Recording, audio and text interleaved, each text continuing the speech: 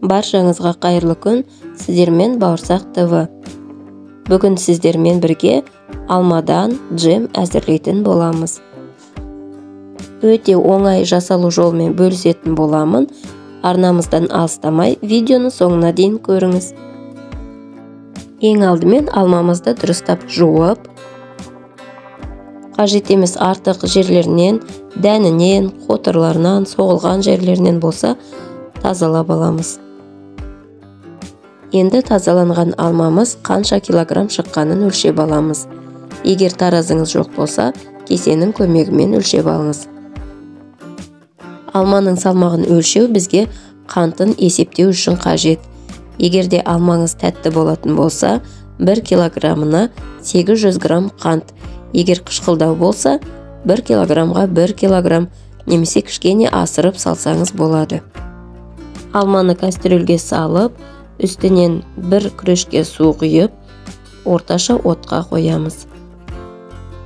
Жаңа видеоларды жіберіп алмас үшін арнамызға тіркеліп, қоңырауды басып қойыңыз, комментарий қалдыруды ұмытпаңыз. Алманы 15-20 минут көлемінде алмамыз жұмсарғанша бұқтырып қайнатып аламыз. Жұмсарған алмамызды блендердің көмегімен осылай майдалап аламыз. Енді үстіне өлшеп алған қантымызды салып, дұрыстап араластырып аламыз. Барлығын дұрыстап араластырып алған соң, баяу отқа қайтадан қақпағын жауып қоямыз. Түбі жабысып қалмас үшін жиі-жиі араластырып тұруды ұмытпаңыз.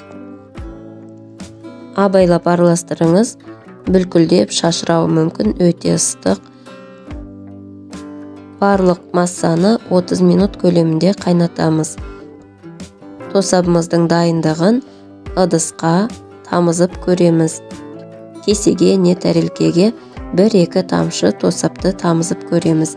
Егерде қатты ағып кетпей, қою болып, қойыртпақ болып тұрып қалатын болса, біздің тосабымыз дайын деген сөз.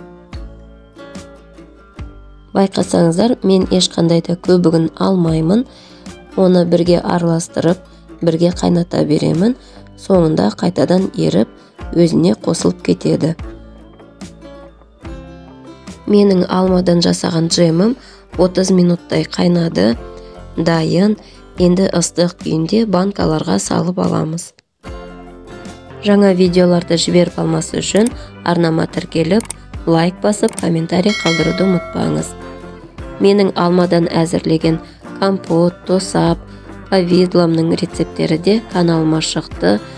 Жоғарыдағы сілтемені басып көрсеңіз болады, немесе арнама өтіп видеолар бөлімінен қарасаңыз, басқа да рецептерімді көре аласыз. Сіздер де әзірлеп көріңіздер, ас болсын.